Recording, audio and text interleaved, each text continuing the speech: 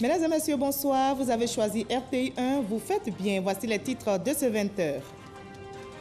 Un avion transportant 10 personnes s'est écrasé ce matin en mer dans la commune de Port-Bouët, près de l'aéroport Félix Houphouët-Boigny. On déplore 4 morts et 6 blessés. L'appareil a raté son atterrissage avant de s'abîmer en mer. Et plus loin aux États-Unis, le Premier ministre Amadou Gon Coulibaly multiplie ses activités aux assemblées annuelles de la Banque mondiale et du FMI. Hier, il est intervenu à la tribune du sommet sur le capital humain pour partager l'expérience ivoirienne sur le développement humain. Le rideau est tombé sur la deuxième session du Conseil exécutif de l'UNESCO à Paris. La Côte d'Ivoire y a pris part. La délégation ivoirienne, conduite par la ministre Kandia Camara, a obtenu la poursuite du programme global post-conflit et l'appui pour l'alphabétisation. Enfin, au Kenya, le parti au pouvoir accélère la réforme électorale contestée par l'opposition. Le parti présidentiel a fait voter au Parlement des amendements. Le texte a été transmis au chef de l'État pour signature. Soyez les bienvenus sur RTI 1. Ajoutez au sommaire de cette édition notre rendez-vous culturel. Nous parlons aujourd'hui d'un livre intitulé « La réussite sociale, une mission personnelle ». L'auteur est Mme Ténè Diabaté Touré. Notre invitée de la page culture de ce samedi est enseignante-chercheur, professeure de management de projet et titulaire d'un doctorat en sociologie économique. Dans l'ouvrage qu'elle vient de publier, elle prône un retour aux valeurs pour la réussite sociale. Mais quelles sont ces valeurs? Comment les acquérir? En un mot, quels sont les secrets pour une réussite sociale? Notre invité nous éclairera dans quelques instants. Bonsoir, professeur Ténè Diabaté Touré. Bonsoir. Alors, la réussite sociale est d'abord une mission personnelle selon vous? Tout à fait. C'est une mission personnelle. C'est en un mot ce que nous apportons pour nous-mêmes. Et comme l'a si bien dit le philosophe grec Socrate, connais-toi toi-même. Et la suite, ce sera dans la page culture. Tout à l'heure, donc, professeur Touré. Je vous en prie. Tout d'abord, voyons ce drame est survenu ce matin dans la commune de Port-Bouët. Un avion transportant 10 personnes s'est écrasé aujourd'hui en mer, près de l'aéroport Félix Houphouët-Boigny. On déplore 4 morts et 6 blessés. L'appareil a raté son atterrissage avant de s'abîmer en mer. Le reportage de Cheikh Koné. Tôt ce matin, les habitants du quartier Adjoufou, dans la commune de Port-Bouët, ont été tirés de leur lit par le bruit assourdissant d'un crash. Triste constat, des épaves de l'aéronef éparpillées sur la plage. Des corps sans vie. Les populations sorties nombreuses ont alerté les services compétents. L'appareil, un Antonov, transportait 10 personnes. Les causes du crash restent à élucider. Toutefois, selon les premières explications, l'appareil aurait raté son atterrissage avant de s'écraser dans l'eau. Ce riverain, premier témoin à être sur les lieux, explique. Je vois un aéronef qui pointe du nez sur la mer. Je l'ai vu pointer carrément le nez dans l'eau. J'ai vu qu'il a dû confondre l'aéroport et la plage. Parce qu'il a dû avoir des problèmes de vision avec la pluie. Donc, automatiquement, je ne l'ai plus revu aller sur l'aéroport. Je vois sortir quelqu'un, un Français, avec son treillis, qui a tout en sang. Il court pour le SAMA 33, le commissariat de derrière WAF. Voilà. Et c'est là qu'il donne exactement la primeur de l'information en disant qu'il y a un aéronef avec tous les équipages qui sont à l'intérieur et ils sont tombés dans l'eau.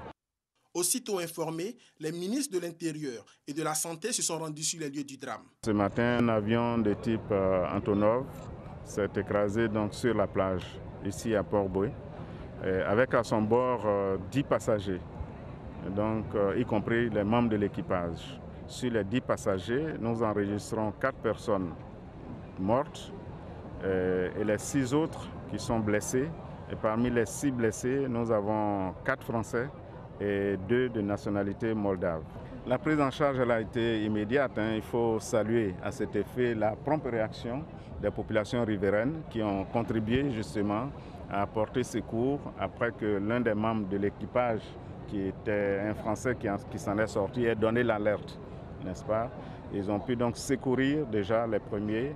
Et dans les premiers instants sont immédiatement intervenus les sapeurs-pompiers, le SAMU, les militaires français, la police, la gendarmerie, en tout cas dans une convergence d'action. Les 6 personnes blessées ont pu être sorties et prises en charge au niveau du 43e BIMA. En entendant la lumière sur les causes de ce crash, Les 6 survivants ont été pris en charge et leur vie serait hors de danger. Et ce soir encore, on s'interroge sur les causes de ce crash. La météo serait-elle à l'origine? La pluie qui s'abat, vous l'avez constaté, sur le district d'Abidjan et l'ensemble des autres localités, est-elle la cause? Pour nous éclairer, le directeur de la météorologie nationale à la SODEXAM, Société d'exploitation et de développement aéroportière, aéronautique et météorologique, a été interrogé par notre reporter Cheikh Koné. Nous écoutons ses explications. Nous avons 2 types de saisons. Il y a la grande saison des pluies et la petite saison des pluies. Alors nous avons déjà passé le cap de la grande saison des pluies, de petit mai à juillet. Nous sommes rentrés dans la petite saison des pluies qui dure environ 2 mois et demi, depuis début fin septembre, début octobre jusqu'à début novembre. Donc nous sommes en plein dans ce qu'on appelle la petite saison des pluies au niveau de la partie sud du pays, qui se matérialise effectivement par des orages, des forts vents, de la pluie. Hier, aujourd'hui, on a eu une entrée des lignes de grains. C'est une suite de systèmes orageux qui rentrent par l'est du pays et qui traversent le pays de nord en sud. Au niveau de on a subi ça depuis hier nuit. Puis hier nuit, il y a eu des orages. Ce matin également, on a reçu des orages également. Comme vous le pouvez constater sur l'image, on a des entrées d'orage à partir de l'est qui se développent sur la partie est, donc partie est du pays, et au fur et à mesure. Et cette nuit, ce matin, il y a eu, ça s'est un peu plus renforcé au niveau de d'Abidjan, qui a donné les orages que nous avons connus ici à partir de 7h30. On a commencé à avoir des forts orages sur Abidjan. Est-ce que ces orages-là peuvent expliquer cette situation? Quel commentaire faites-vous? Ben, je pense que en cette situation, c'est l'enquête qui pourrait déterminer la cause de l'accident. Pour l'instant, nous ne pouvons pas dire si c'est la météo, si c'est tel facteur. Tant que l'enquête n'a pas abouti et les conclusions de l'enquête, nous ne pourrons pas vraiment affirmer les vraies raisons de l'accident. Et suite à ce crash de l'avion survenu ce matin à Port-Boué, l'ANAC, l'Autorité nationale de régulation de l'aviation civile, apporte aussi des éclairages dans une déclaration. Les précisions de l'ANAC ont été recueillies par notre reporter Cheikh Koné. Depuis l'annonce du crash, toute la communauté aéroportuaire est mobilisée. Aux environs de 8h30, sur la plage à Port-Boué, dans le prolongement sud de l'axe de la piste de l'aéroport d'Abidjan, l'aéronef impliqué est un avion de type et de marque Antonov 26, affrété par l'armée française dans le cadre de l'opération Barkhane. Et cet avion faisait la liaison Ouaga-Abidjan. L'avion a quitté Ouaga à 5h38 et il estimait Abidjan à 8h04. À 8h20, il a eu le dernier contact avec la tour de contrôle qui l'a autorisé à se poser. Et à 8h24, il a disparu des écrans radars. Je dis bien qu'il a autorisé à se poser. C'était bien à l'atterrissage et non au décollage, comme ça a été dit par certains organes de presse. Il y avait 10 personnes à bord de l'avion, 6 membres d'équipage qui seraient de nationalité moldave, 3 militaires français et un civil français qui travaillerait pour la compagnie qui a été affrétée. Il y a eu 6 survivants, les 3 militaires français, le civil français et 2 pilotes moldaves. Les 4 autres pilotes moldaves sont malheureusement décédés, mais leurs corps ont été repêchés. Pour élucider les causes et circonstances du drame, les autorités ivoiriennes ont pris des dispositions. La mise en place du comité de crise de l'aéroport. Ce comité de crise s'est réuni d'abord pour rassembler tous les éléments que nous avions en notre possession, que les différentes entités avaient en leur possession, et pour donner les instructions nécessaires pour la gestion de cet accident. C'est ainsi que les contacts ont été établis avec les États qui sont concernés par l'accident, notamment la Moldavie. Nous avons été appelés par l'aviation civile moldave. Nous avons eu le contact de l'aviation civile française, puisqu'il y a des Français qui sont impliqués. Et donc, tout cela a été géré par le comité de crise qui était donc réuni. Mais à quand le démarrage des enquêtes? Nous avons donc pu terminer la phase recherche et sauvetage. Et après cette phase de recherche et sauvetage, nous passerons donc à la phase enquête. Cette phase enquête sera donc l'enquête technique, sera menée par le bureau enquête accident. L'enquête technique sera menée par la Côte d'Ivoire. Je précise qu'il s'agit d'une enquête technique pour déterminer uniquement les causes et les circonstances de l'accident, afin de pouvoir en tirer des recommandations qui pourront renforcer la sécurité et éviter la survenue de tels accidents encore ici ou dans le monde entier. Conformément aux conventions internationales, l'équipe d'enquêteurs sera constituée des différents représentants de l'État constructeur de l'aéronef, à savoir la Moldavie, de l'exploitant, c'est-à-dire la France, et l'État de Côte d'Ivoire. Ça va mettre du temps parce qu'il faut quand même utiliser toutes les procédures en vigueur. La France, les différents États concernés par l'accident ont déjà été contactés par nous selon les procédures. Et donc, nous allons correspondre et puis se mettre rapidement en place. Pour l'instant, les épaves de l'avion sont en train d'être transférées dans le hangar du GATL où elles seront sur surveillance afin de permettre aux enquêteurs de démarrer leurs investigations. Et je rappelle le bilan du crash survenu ce matin au large d'Abidjan. 4 morts, 6 blessés. Le président de la République, Alassane Ouattara, après ce crash, a adressé des télégrammes à ses homologues français et moldaves. À M. Emmanuel Macron, président de la République française. Monsieur le Président, c'est avec une vive émotion que j'ai appris la triste nouvelle de la catastrophe aérienne survenue le 14 octobre 2017 à Abidjan lors de l'atterrissage d'un aéronef affrété par l'armée française dans le cadre de l'opération Barkhane de lutte antiterroriste au Sahel, ayant occasionné des pertes en vie humaine ainsi que des blessés, au nombre desquels 4 ressortissants français. En cette douloureuse circonstance, je voudrais, au nom du peuple et du gouvernement ivoirien, ainsi qu'en mon nom propre, adresser à votre Excellence, au peuple et au gouvernement français, l'expression de notre compassion et de notre solidarité, ainsi que nos vœux de prompt rétablissement aux blessés. Très haute considération, signé Alassane Ouattara, président de la République de Côte d'Ivoire, et le chef de l'État qui a adressé cet autre télégramme à son Excellence, Monsieur Igor Dodon, président de la République de Moldavie.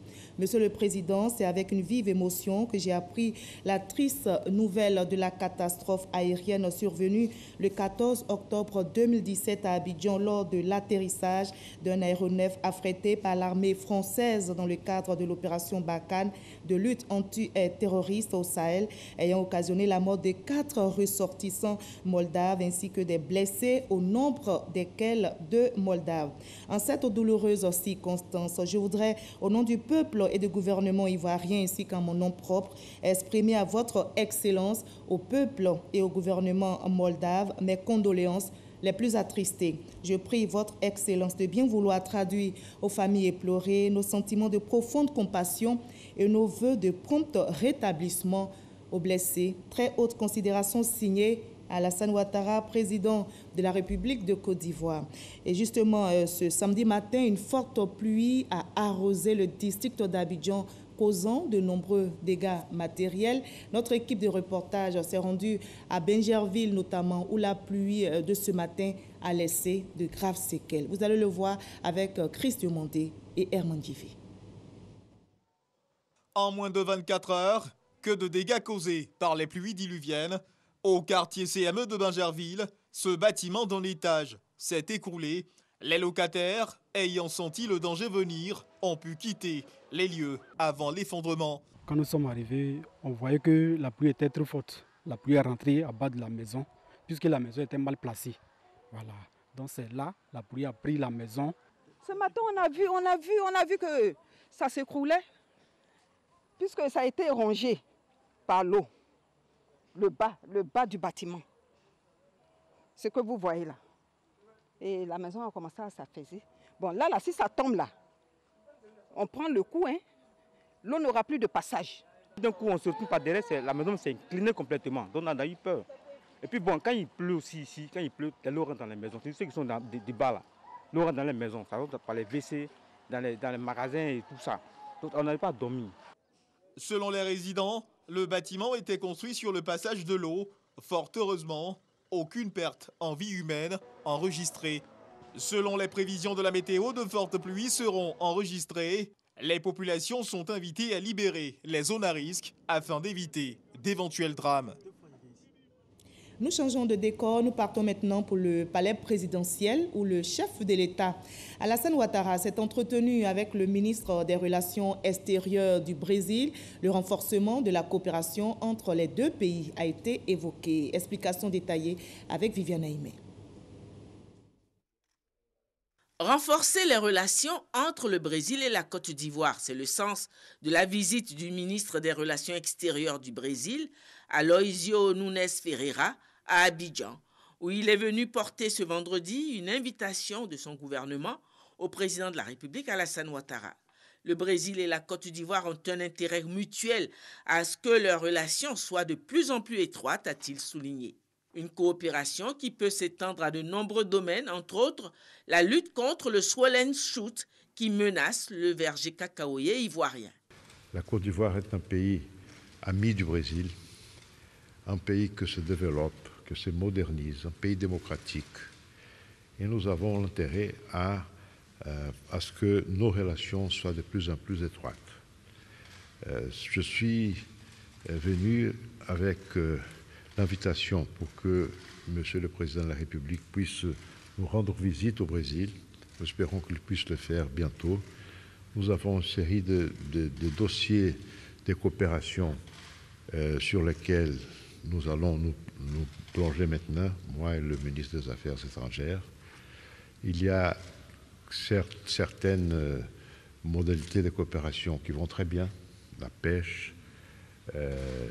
Nous avons beaucoup de collaboration aussi en matière de défense, des préoccupations communes sur la sécurité de cette partie de l'Atlantique Sud. Et concernant l'affaire du cacao, je suis très optimiste quant au résultat d'un séminaire qui va se tenir au Brésil le mois prochain, où vont participer des techniciens de votre pays et des techniciens brésiliens pour trouver des critères communs à propos des mesures sanitaires. Et je suis certain que nous arriverons à un bon résultat de façon à ce qu'on puisse réouvrir les importations du cacao en grains de la Côte d'Ivoire.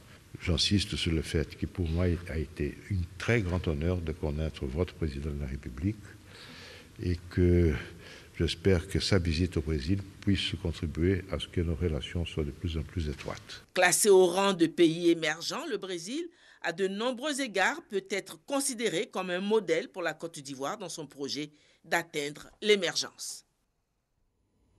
Loin d'ici, à Washington, le Premier ministre Amadou Gon Coulibaly multiplie ses activités aux assemblées annuelles de la Banque mondiale et du FMI. Hier, il est intervenu à la tribune du sommet sur le capital humain pour partager la politique ivoirienne sur le développement humain. Amadou Gon Coulibaly a relevé l'engagement du gouvernement à faire des ressources humaines le fer de lance du développement économique et social de la Côte d'Ivoire. Adam Koné, envoyé spécial. Audience à sa résidence du Watergate Hotel, séance de travail au département d'État américain, réunion avec les partenaires techniques et financiers, cérémonie officielle. Le Premier ministre Amadou Gon Coulibaly est à tous les rendez-vous importants des assemblées annuelles du groupe de la Banque mondiale et du FMI. Ici, à la tribune du sommet sur le capital humain, il porte à la face du monde l'engagement de la Côte d'Ivoire dans le développement humain. Un modèle qui s'oriente vers 3 axes. La question de la nutrition, notamment donc celle de la petite enfance, l'éducation des jeunes filles et l'emploi des jeunes. Le Premier ministre, chiffre en main, livre les acquis, mais aussi les perspectives de cette politique depuis 2012. Nous sommes donc engagés, premièrement, à réduire le retard de croissance des enfants de moins de 5 ans de 29,8% en 2012 à 20% en 2020, ce qui permettra de sortir 630 000 enfants du retard de croissance. Deuxièmement, le gouvernement a décidé de mettre en œuvre le programme de scolarisation obligatoire des enfants de 6 à 16 ans, surtout la jeune fille, programme qui a été lancé donc, depuis 2015. Dans ce cadre, la Côte d'Ivoire a mis en place un vaste programme de renforcement de son système donc, éducatif, notamment à travers la construction de collèges de proximité en milieu rural, mais également de construction donc, de classes primaires. Et nous avons réalisé à la date d'aujourd'hui environ donc, 10 000 classes primaires donc, nouvelles. Ce programme a permis d'accroître le taux de réussite scolaire, particulièrement des jeunes filles. Et en outre, notre politique de décentralisation des universités devra permettre à terme de munir les grandes régions donc, du pays de centres universitaires.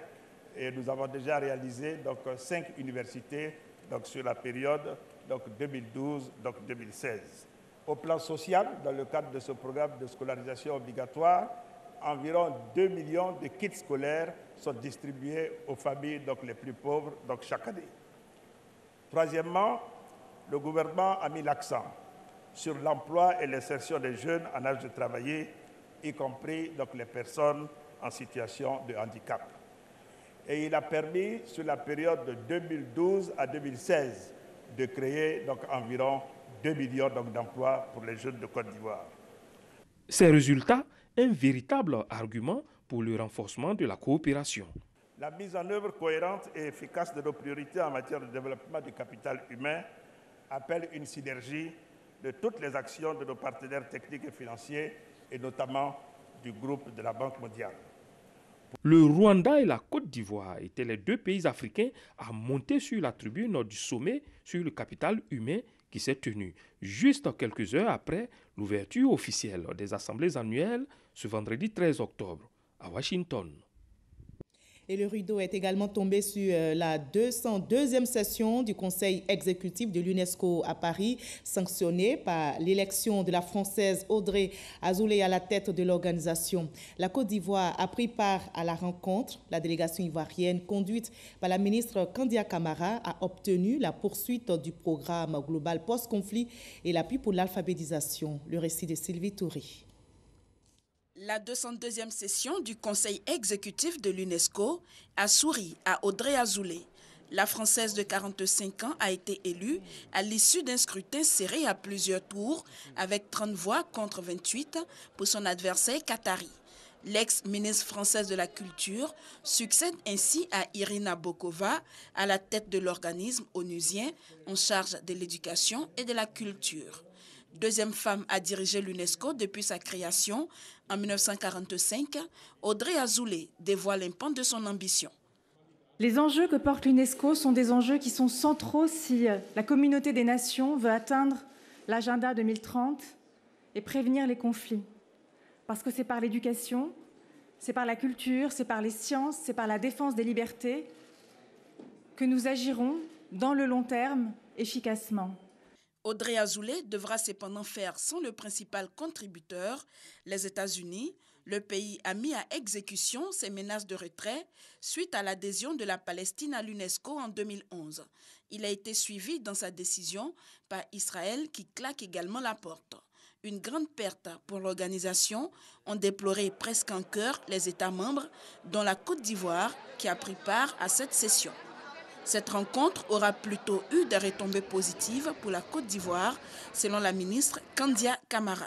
Le Conseil exécutif a accepté que la Côte d'Ivoire soit accompagnée dans le cadre de la promotion de l'alphabétisation.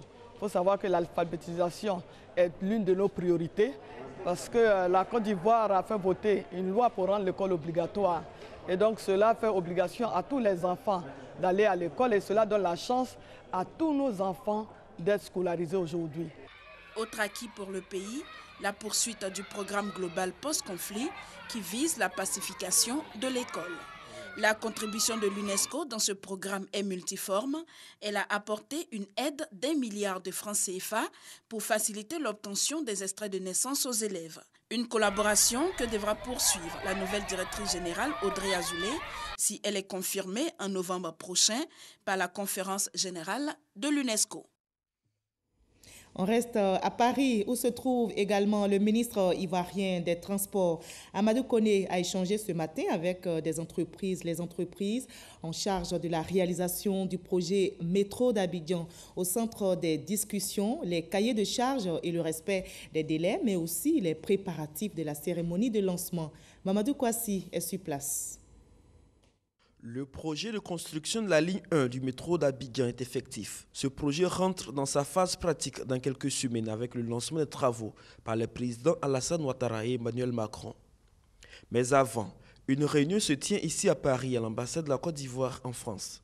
Une rencontre qui voit la participation du Bénin et de l'ensemble des entreprises françaises en charge de la réalisation de ce projet. Au cours des échanges, le président des Stars, Société du transport abidjanais sur rail, a rassuré le ministre des Transports, Amadou Koné, de la disponibilité de toutes les entreprises à démarrer ce projet. Le niveau d'avancement, c'est que nous avons reconstitué notre groupement pour tenir compte des financements qui ont été obtenus par le gouvernement ivoirien.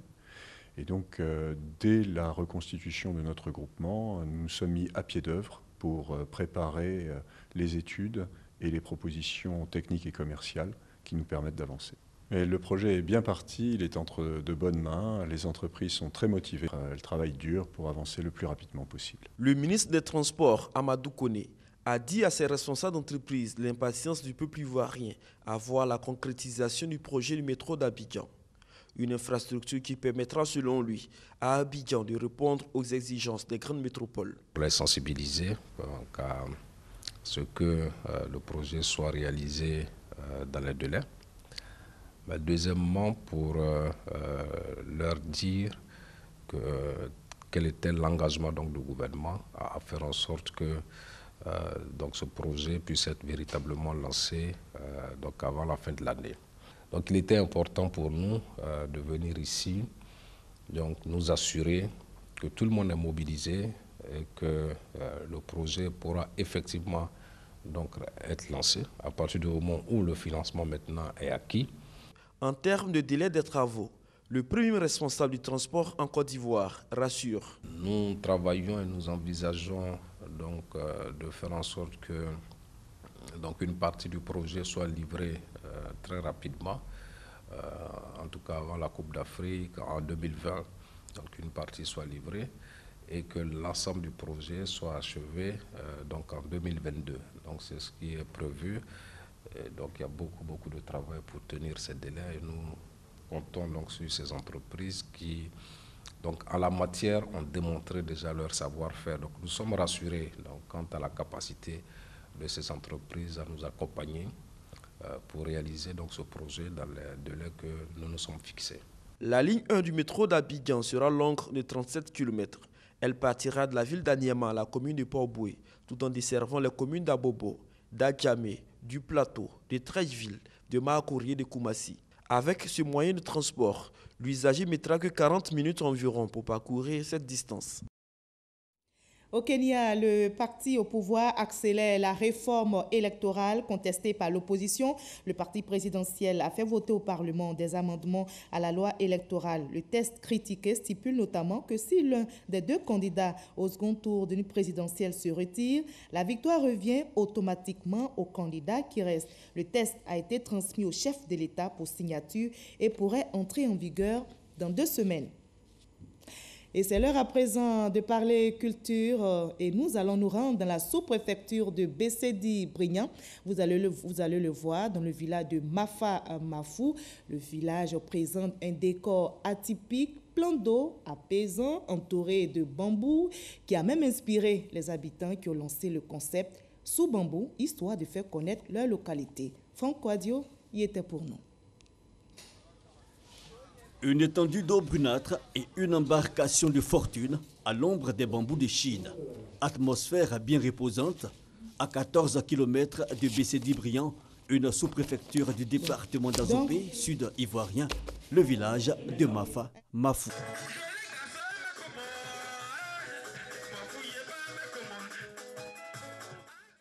Nos ancêtres qui sont venus ici pour créer le village, avant ils étaient derrière une rivière qu'on appelle Ekan, à Bessedi-Brignan. Et c'est de là-bas qu'ils sont venus ici. Mafamafou, ou la route qui mène vers la montagne, le village a comme une frontière entre deux peuples, les Akié et les Abé. Une situation géographique qui suscite un heureux brassage et les fils du village ont voulu profiter des atouts de leur environnement et donc né le concept sous-bambou. Le sous-bambou est un lieu touristique, un lieu attrayant qui fait partie des lieux touristiques de la région d'Azopé. L'historique même de le sous-bambou date depuis 1991. Une ambiance particulière, rencontres sportives, soirées gastronomiques, retrouvailles et découvertes. Mais il y a, comme un grain de sable dans le rouage, Mafamafou subit de plein fouet un certain enclavement. Quand nous regardons, nous avons l'impression que nous sommes enclavés. Et la route, nous n'avons pas de route de sortie. Nous avons une route qui s'arrête à Mafamafou. Il y a aussi la question du développement des infrastructures de base, écoles, eau potable, dispensaires. Ici, tout manque ou est défectueux. Nous sommes un peu isolés. Mafamafou et sa sous-préfecture, distant de 14 à 15 km. Nous manquons beaucoup d'infrastructures, surtout les infrastructures sanitaires. Nous n'avons pas de dispensaire, nous n'avons pas de maternité.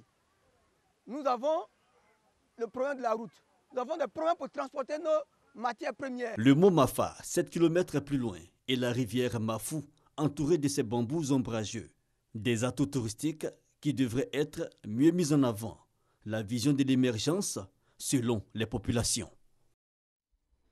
Et on passe maintenant à l'entretien avec notre invité de la page culture. Bienvenue encore, professeur Téné Diabaté Touré.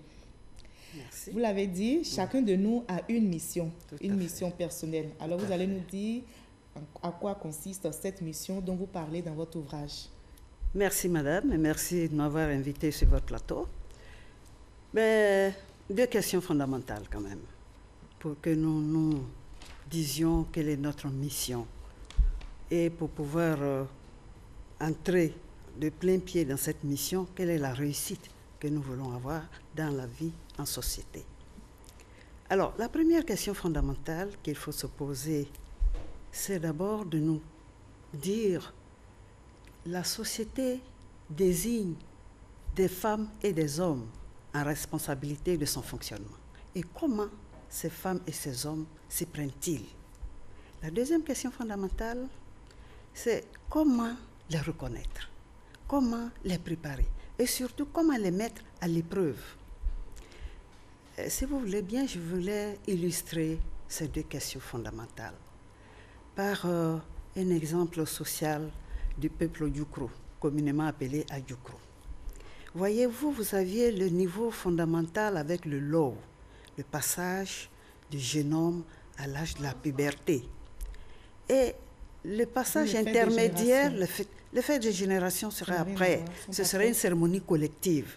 Je veux parler, et ça c'est les classes d'âge, avec les classes d'âge. Le niveau intermédiaire se fera avec la fête de la noblesse. Ça, c'est la fête de la mission personnelle. C'est une mission privée. Voilà un individu de la société qui va fêter sa noblesse, qui va reconnaître que la société lui a donné une mission et qu'il a réussi cette mission. Et après cette fête de la noblesse, il y en aura la Bible. Les Bibles, c'est quand ce monsieur va devenir un patriarche. On va fêter sa noble mission. Donc, il y a des étapes. Il y a des étapes dans la société. Comme vous le voyez bien, la deuxième étape qui fait de cet individu un noble avec sa richesse, donc, qui prend en charge même une société, même pendant la disette, il prend en compte son village, il prend en compte les autres villages, pour montrer qu'il est... Il a eu un tout chemin, à fait, il y a eu une préparation. Tout à fait, madame. Et c'est ça la mission personnelle pour moi. D'accord, la réussite sociale, une mission personnelle. L'ouvrage a intéressé également notre conseiller Sita Soro, qui l'a bien résumé pour les téléspectateurs. On va suivre son reportage et puis en discuter par la suite. Comment restituer et restaurer les valeurs de la liberté, de l'autonomie de soi vis-à-vis de la collectivité, de la liberté et de l'idéal démocratique chez l'Africain? C'est à cette question que Téné Diabaté Touré répond dans son œuvre intitulée « La réussite sociale, une mission personnelle ». Au travers de cette œuvre, Téné Diabaté Touré appelle les femmes à s'assumer en acceptant de participer à la gestion du pouvoir politique. Cela en étant dans les sphères de décision pour ce qu'elles valent et non pour ce qu'elles sont. Elle les interpelle également à être plus audacieuses, engagées et entreprenantes. L'auteur va au-delà en suscitant en chaque citoyen, en chaque personne, un retour aux sources. À cet effet, il serait judicieux de se débarrasser des mauvaises pratiques tout en s'inspirant des enseignements tirés de la vie de grands sages africains. La réussite sociale, une mission personnelle, une œuvre écrite en 229 pages composée de 10 chapitres. Elle invite à prendre le pari de fuir tout ce qui peut modifier notre personnalité dans un sens défavorable. Téné Diabaté Touré est titulaire d'un doctorat en sociologie économique. Elle est professeure de management des projets à l'université Félix Houphouët-Boigny de Cocody. Elle est membre de la grande chancellerie de la République de Côte d'Ivoire. Alors, professeur Touré, vous dites qu'il faut fuir tout ce qui peut modifier notre personnalité dans un sens défavorable. Dites-nous, qu'est-ce qu'il faut fuir? Il faut fuir tout ce qui peut réduire votre personnalité négativement. Concrètement? Concrètement, cela veut dire quoi? Cela veut dire que notre succès se trouve dans nos propres mains. Cela veut dire tout simplement que nous sommes le moteur de notre succès. Et ce moteur, c'est quoi? Quand ce moteur tourne, c'est la passion, c'est la foi, ce sont des valeurs, c'est l'énergie, c'est le talent relationnel et surtout c'est l'information bien utilisée. Vous voyez, cet ensemble vous permet d'être positif. Et de construire notre personnalité. Et de construire votre personnalité. Vous ajoutez ceci à la dernière page de votre ouvrage, je cite, oui. Il ne suffit pas de se débarrasser de mauvaises habitudes qui détruisent notre personne. Il faut chercher à remplir notre vie et tout ce qui sera de nature à l'élever et en faire une école. Tout à fait, madame. Si je me débarrasse des mauvaises graines, oui. Ça ne suffit pas selon vous? Ça ne suffit pas. Vous avez une boussole en vous. La boussole, c'est quoi? La boussole intérieure et la boussole extérieure. L'environnement social vous a forgé, mais le final vous appartient. Ce succès qui est la somme de tout ce que vous ferez tout au long de votre vie. C'est de cela qu'il s'agit. Il s'agit pour vous de donner un sens à votre vie. Donc ça ne suffit pas pour moi de dire je ne m'adonne pas à la corruption, je ne m'adonne pas au vol, je ne m'adonne pas au mensonge, ça ne suffit pas. Ça ne suffit pas, il faut une échelle de valeurs. Je vous ai dit qu'il faut, vous-même, vous deviez construire votre boussole.